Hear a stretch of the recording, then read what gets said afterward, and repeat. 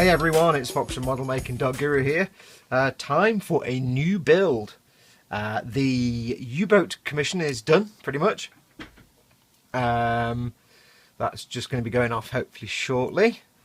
I'll be posting the final video in that little series, that little diary, well, hopefully in the next few days. Now it's time to move on to something else. And what are we going to move on to? We're going back to Gundams. Yes! Back to Gunpla. Woohoo! I've been sitting looking at these kits that I've got sat on the shelf for like the last, 2 or 3 months while I've been doing other things. And I've been like, want to make them. Well, now I can. Woohoo! Anyway, right, so what are we making? We are making Bandai 1/100 scale Master Grade Freedom Gundam. I thought I'd start off with something not too complicated. If you know from my previous videos, the heavy arms, Master Grade heavy arms, was the first one I did. And I really enjoyed that. So I'm going to ease myself in gently. I'm going to try some techniques out on this puppy. We're going to see what we can do. I got told off for going all the time. Just because sometimes I have a dry mouth. It's quite hot at the moment. So I'm going to try and make a conscious effort not to do that. And I've just noticed I'm doing it then. So to whoever it was that left that comment on the YouTube video, my apologies. I'll try not to do it this time. In fact, big glass of water. Oh. No cotton mouth. Okie dokie. So yeah, I'm going to try it. I've just done it again, haven't I? Sorry about that. I suck. What can I say? So, we are going to get this painted and built and weathered. Starting off, as I say, with this, because it's not a particularly over-complex build, hopefully. I didn't really want to start with a real grade or anything less than a master grade, just because I want to minimise how much seam filling I'm doing. I want something that looks good. I like the size of these. And I don't want anything too simple and basic with lots of seam lines everywhere that I've got to fill. There will be some on here, but it's not so bad. Going to get this one done. When this one is finished, I've then got the Master Grade Shinanju Stein to play with. And sitting in a box looking at me is a perfect grade Strike Rouge. So I'm going to, before I even go anywhere near that one, I'm going to ease myself in with some Master Grades. I might do some more as well as those, but for now we're going to be doing the Freedom Gundam. This is the card that comes with the kit itself. They don't do this anymore, but I quite like this. It's almost like a little poster. It's quite cool. So let's crack on. This episode is just a real quick unboxing, so you can see what we're going to be doing. What do we have? We have the Destructions. Let's have a look, make sure you can see everything. Got the Destructions. They don't do this style of booklet, it seems, anymore either. When was this released, this model? 2004. So some of the hand design and manipulated design and stuff has been much improved since 2004. Standard Destruction book. All in Japanese, as always, so I have no idea what most of this says. All your sprues and parts. If you're wondering why I'm wearing black gloves, by the way, my gloves at the moment are black. But I'm also trying these on to see if it gets rid of the white balance that I always get when I put my hand in the shot and everything goes dead bright. So it probably won't make any difference at all. So we've got all the sprues listed out. It doesn't look like there are any redundant parts in this kit. With Bandai kits, they often share sprues, especially very similar versions of different models, and especially with Gunpla. This one, and it marks them off as not needed. This one, it seems to be all parts original to this kit. So I don't know if this was the first Strike Gundam style Gundam they made, or if it's just happily a brand new toolie. Instruction start, as always, it's full of symbols. Always Japanese, so I won't know what most of it says, but Bandai kits, the symbols on the pages kind of tell you everything you need to know. Information about the Gundam itself is probably very interesting. I'm sure it probably is. More instructions, more blurb. Colour middle page. I'm going to guess this is information about the Gundam and the Gundam Seed sort of story series. As I said in the last Gundam build in the last Heavy Arms. I haven't really watched any Gundam cartoons. Started watching Gundam Wing. It broke my brain. I have actually started watching Gundam Builder, I think it's called. I can't remember what it's called now. It's the one where it's the kids who make Gundam models and then put them into fights. So it's basically, you've got a 1970 onwards, you've got a cartoon series that originates with Mobile Suit Gundam. They make all these cartoons for years and years. Bandai comes along and makes model kits of the Gundams in the TV series. Now they're making a TV series about kids who make the model kits about the TV series. It's actually quite amusing. It's quite funny. It doesn't break my brain. I can kind of follow it, so I'm kind of enjoying that. I'm about 5 episodes in. There's lots of colour pictures. Again, I've got no knowledge of the background lore. I just like these kits. So it's the usual stuff. Nothing too complicated. This kit does have awesome wings on the back, which can spread out like that, which is kind of cool. So I'm looking forward to having those set up. Then all the sort of sticker and, I was going to say decal, but not decals. All the sticker placement and things like that. And then a cool picture on the back. So, what do we get in the box? Let us have a squiz. Let me go through the markings first. This is the one thing I don't like about these Gunpla kits. Markings. I really wish they'd just stop doing all the... I mean, these are older kits, so, you know, they're not going to be updated anytime soon. But in the old days, when I was a lad, you got stickers and you got dry rub transfers. You got the glossy metallic stickers for the eyes on the mask, to go around the 2 beam sabers, for the cameras forward and rear, and for a bit on the backpack. And you get these blue stripes, which is supposed to go around the beam rifle. Yeah, I'm not going to be using those because they're shit. You get the stickers, which, going back again to 2004, are a bit pants. They're pre-cut, but the square around each marking is massive, and they're quite thick. I think modern ones are a bit better nowadays. I just really wish Bandai would go to water slide decals by default. And then we have the ever-present dry rub transfers. These are just for some markings on the backpack and on the wings and on the shoulders. Again, really can't be doing with dry rub transfers, but we'll see what happens. I haven't got a lot of choice about those, so we'll have to use those anyway. One thing I did get extra to this, which doesn't come with the kit, is a sheet of water slide decals. You can actually get... Bandai have released water slide decals for a lot of their Gundam kits. I couldn't find one for this particular kit, but I did find a place called, freebie advert, High Q Parts in Japan somewhere. If you can see that. High Q Parts, I can't remember what the web address was, I just did a Google search. And they have these sheets of just... They're the kind of version car style markings, like little warning markings and things like that. They're really cool. These are in blue. They didn't have any of the red ones or the black ones, unfortunately, but I've got some blue ones.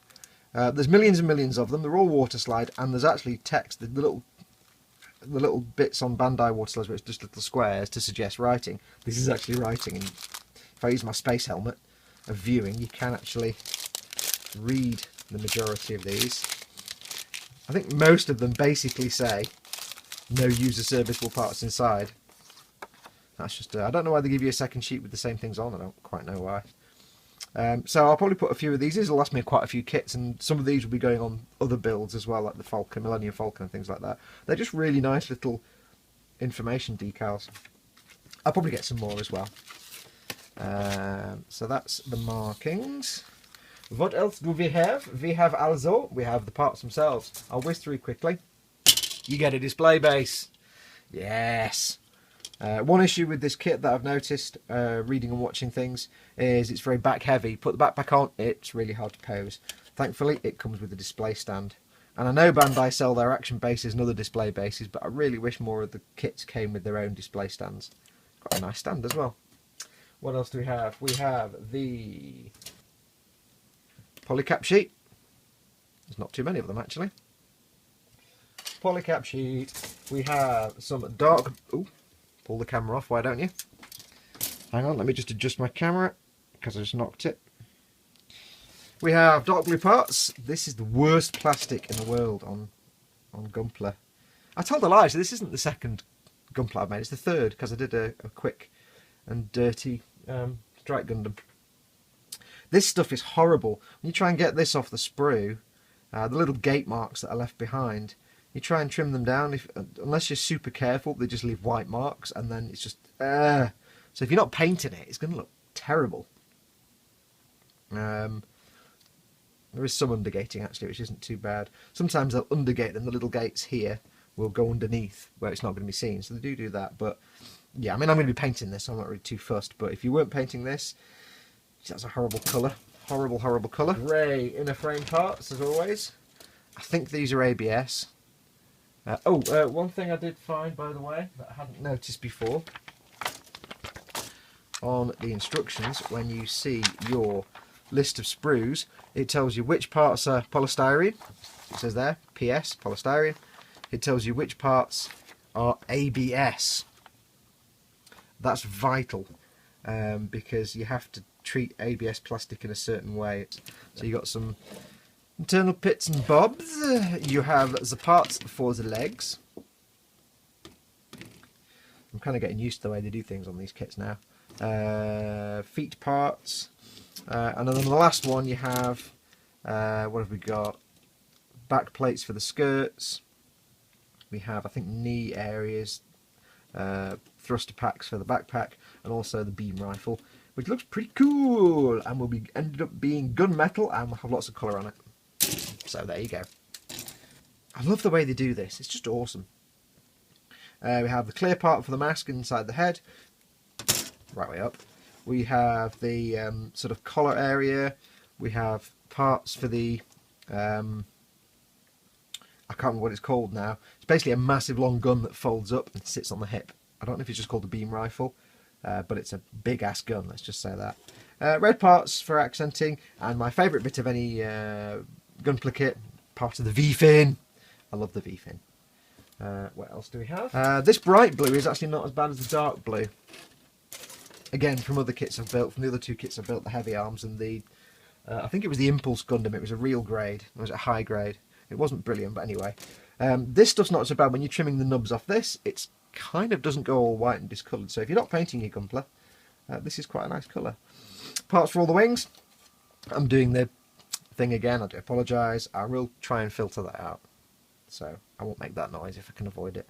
Hang on, let's have more life-affirming water. Do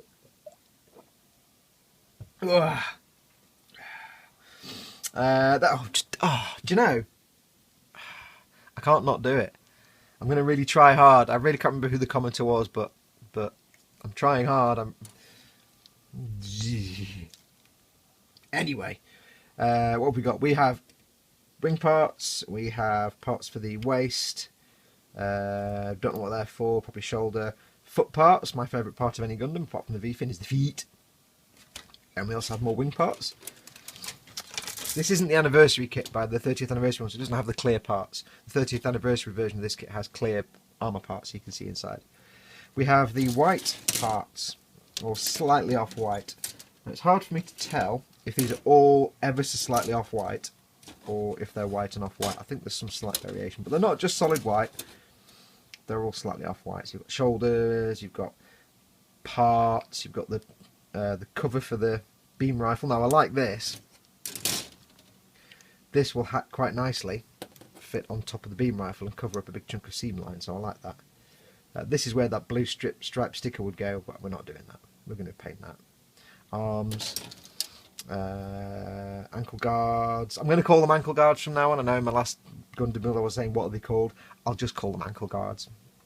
We have the calves, parts of the legs. More parts for the guns on the wings, because he has guns on his wings. How cool is that? V-fin! My favourite bit of all, the V-fin. I love V-fins. That Shinanji Stein I've got, I'm really looking forward to making it, but it doesn't have a V-fin, and I'm like, no! So I may actually have to just break with the reality of the storyline and just get one of those aftermarket Bandai kits with lots of V-fins and just glue something on his head. And then the shield, which is cool, it's quite big and I like it. Lots of lovely detail in there. And also a head, which is nice. Some people have complained about a seam line right down the middle of the head, but I don't care. We'll just call it a panel line. I'm not that particularly fussy. And the back skirts, which strangely on this are one single piece.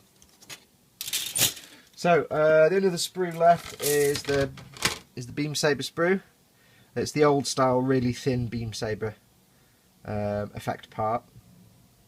I don't know. I might have him with, because the beam sabers can lock together and make like a double-edged beam saber. Yes, we all know it's basically a lightsaber, but shh. So that's going to do it. Don't know when I'll do the next one. I'm going to try and start on this in the next few days. I might not. I probably won't show like every single thing of painting every single part, because there's hundreds of little parts, and I'll be doing any priming I'll do out in the garden, because I can't prime in here. It's a rattle can and it's just going to kill my lungs. Can't use the spray booth, so I'll be doing that outside. I probably won't show that. But we will come back and I will hopefully have started, and I don't know where I'll start on. I'll probably just follow the instructions and start on the torso and then the head. And then once that's all done, once that's all primed, we can start painting, pre-shading and painting. Once it's all pre-shaded and painted, we'll get the decals on, stickers. I don't know about those stickers. And then get it all together and start the weathering. So, tune in for the next episode. That's about it. So, catch you next time. Thank you for watching. I'll stop talking now. And adios, amoebas.